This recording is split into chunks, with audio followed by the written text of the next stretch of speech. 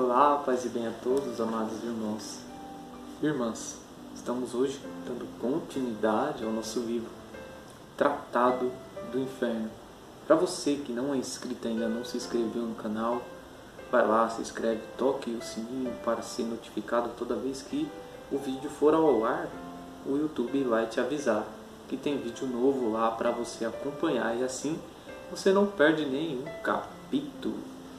Esse início do livro nós estamos conhecendo a fundo a Santa Francisca Romana, que é a autora do livro, porque o livro foi baseado nas visões de Santa Francisca Romana. Então, hoje é o terceiro capítulo do nosso livro Tratado do Inferno.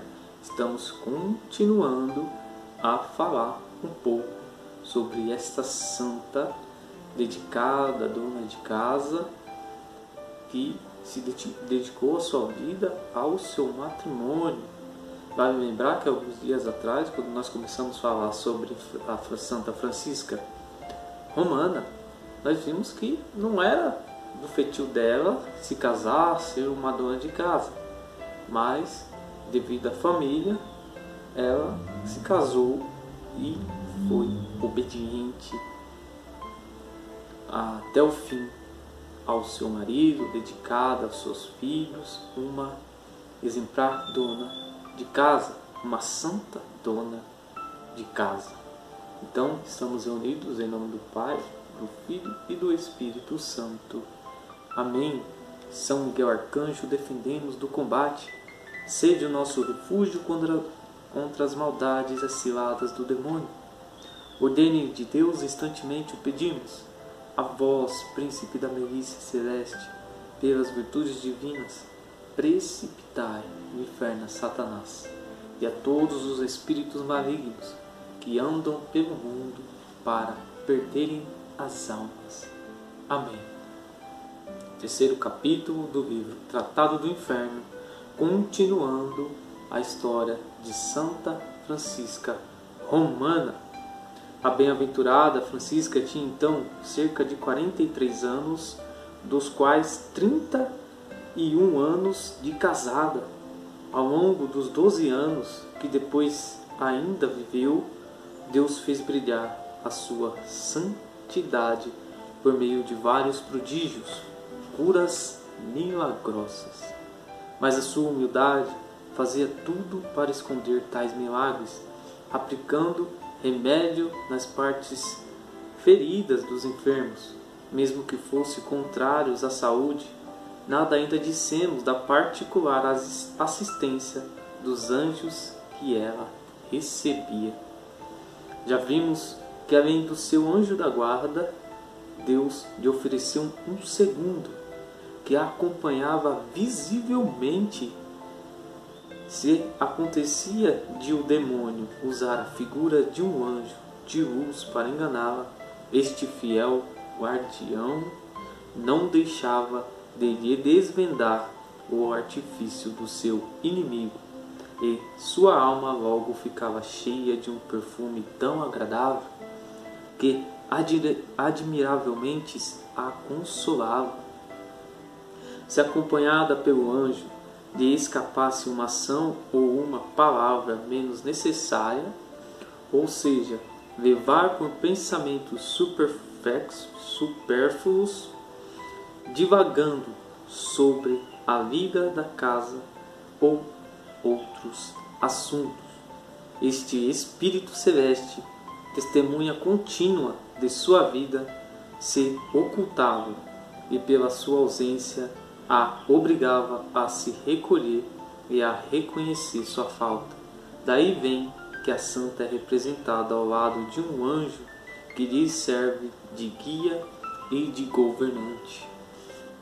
A morte, que não poupa ninguém, tendo levado seu marido em 1436, ajeitou as coisas em pouco tempo e, desfazendo de seus bens em favor de seus filhos que ainda estavam vivos, se retirou para o mosteiro que havia fundado. Ali, prostrando-se por terra, com uma corda ao pescoço e com lágrimas nos olhos, suplicou com humildade às religiosas de quem era mãe espiritual em Jesus Cristo, que a recebessem no mosteiro na qualidade de pequena serva, o que elas atenderam com toda a alegria que se pode imaginar. Pouco depois foi eleita superior.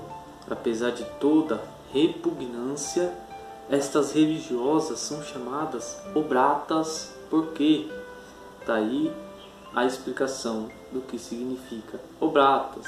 Eu poderia ter falado já no início do significado, mas eu não quero atrapalhar a leitura do livro. Então, algumas coisas vocês vão se perguntar por que ele fala isso e não responde, não nos ensina o que é. Porque o livro mesmo vai falar por si só. Então eu estou deixando as leituras correrem, tá bom? Vamos lá de novo. Estas religiosas são chamadas obratas porque, se consagrando a Deus, usam da palavra obração e não de profissão. Ao invés de dizer, como o restante das religiosas, eu faço profissão, dizem que eu me ofereço. Não rezam, não fazem voto, somente prometem obedecer à mãe presidente. Recebem pensão, herdam bens e podem sair com a permissão de sua superiora. Há no convento que elas têm em Roma damas da mais alta classe. Eis aí, então, Santa Francisca, mãe inconteste da piedosa congregação que ela mesma fundou, levou a comunidade a uma perfeição tal que podemos dizer que imprimiu ali a ideia mais perfeita da vida religiosa. Primeiro, elas não estavam muito bem instaladas, por isso fizeram aquisição de outra casa para mais apropriada e melhor situada, ao pé do Capitólio, onde todas elas se dirigiam solenemente após receberem a comunhão. Essa casa passou a se chamar Torre do Espelho, por causa de uma torre que se encontrava no mesmo lugar que foi ordenada de algum relevo parecido com espelhos. Deus continuou e até aumentou os favores que concedia à santa e fez por intermédio dela muitos milagres que constam na bula de canonização. Curou uma criança de 5 anos do mal epilético, impondo-lhe a mão sobre a cabeça. Do mesmo modo, curou outra de uma fratura.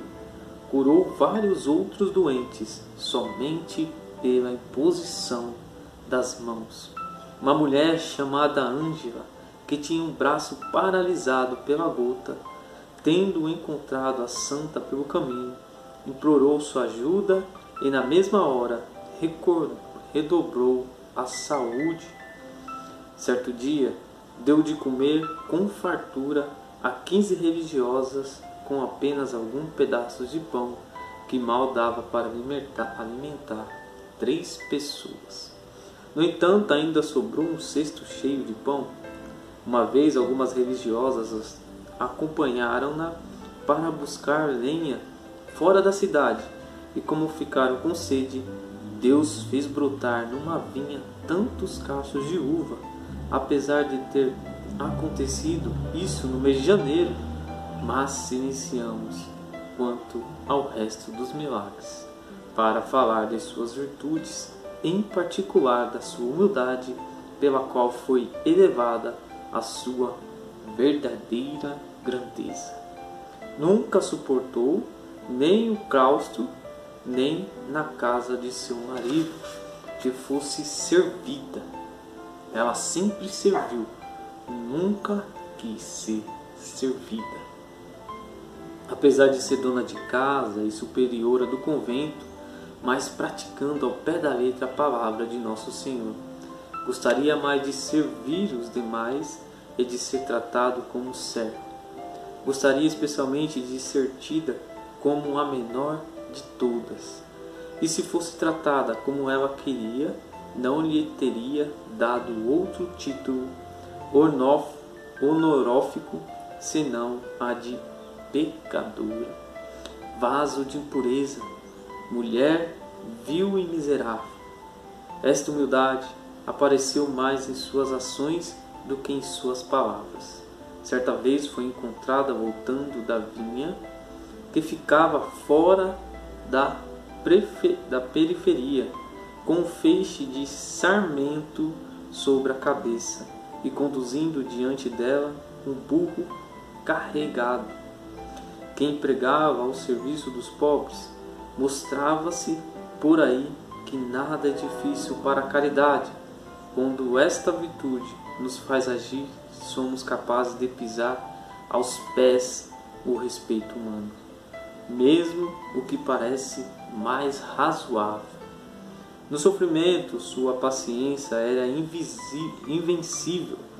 Quando seu marido foi exilado, seus bens confiscados e sua casa arruinada, durante as perturbações que sucederam à invasão de Roma por Ládilas, rei de Nápoles, e durante o grande cisma que dilacerou a Igreja, durante o pontificado de João XXII em 1413, nunca disse outra coisa senão as belas palavras de Jó: o Senhor o deu, o Senhor o tirou. Bendito seja o nome do Senhor. Tinha uma grande devoção para com o Santíssimo Sacramento do altar. Em sua presença elevava-se a Deus com tanto fervor que permanecia muito tempo imóvel, completamente arrebatada em espírito. Quanto à paixão de Nosso Senhor, meditava com tanta ternura que derramava abundantes lágrimas e até sofria realmente nas partes de seu corpo que correspondiam às chagas de Jesus. Como diz expressamente a bula de sua canonização, enfim, Deus quis encerrar uma vida tão santa com uma morte feliz. Tendo João Batista, seu filho mais velho, caído em uma doença muito grave, Francisca sentiu-se obrigada a cuidar dele, visto que ela não negava isso aos estranhos. Seu confessor mandou-lhe que passasse a noite ali, porque o caminho de volta ao mosteiro era demasiado longo além do Tíbrio. Mas ela foi acometida por uma ardente febre tão forte que não podendo sequer sair do lugar, se sentiu obrigada a se dispor à morte com a recepção dos sacramentos. Tendo Deus lhe revelado que o 7º dia da sua doença seria o último da sua vida, ela avisou 4 dias antes, dizendo: Deus seja bendito, o mais tardar na quinta-feira passarei desta vida para uma melhor. O evento verificou esta profecia de fato na quarta-feira seguinte, 9 de março de 1440, entregou o seu próprio espírito ao Criador, com uma tranquilidade admirável e sem sinal de dor. Estava com 56 anos de idade, passou 12 anos na casa de seu pai e 40 no casamento de 4 e 4 em religião. O seu corpo foi levado para a igreja de Santa Maria Nova, onde permaneceu 3 dias expostos à visitação de todo o povo, que ocorreu numeroso para admirar as maravilhas de Deus deste precioso corpo. Exalava um perfume tão agradável que parecia que toda a igreja tivesse cheia de jasmins, de cravos e de rosas. Numerosos milagres realizaram-se em sua sepultura, com um simples toque dos objetos que lhe tinham pertencido, sobretudo milagres para as pessoas acometidas pela peste.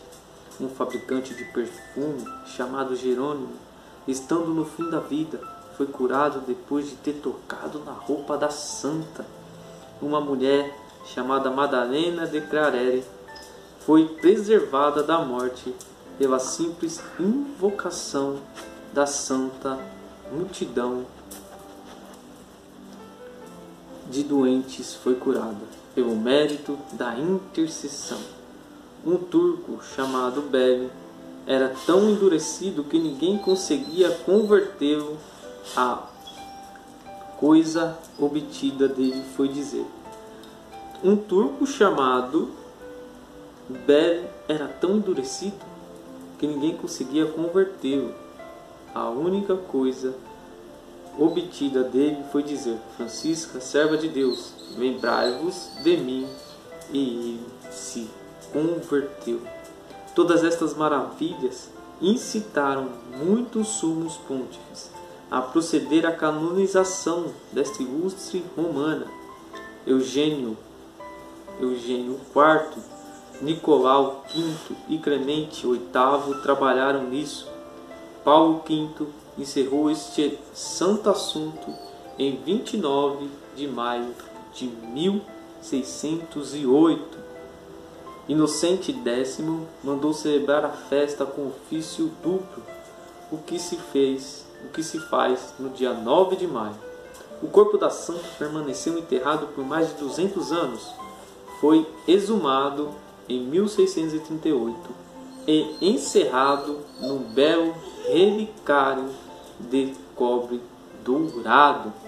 A festa de Santa Francisca é feriado em Roma, como o era em Paris, e de São Roque antes da Revolução.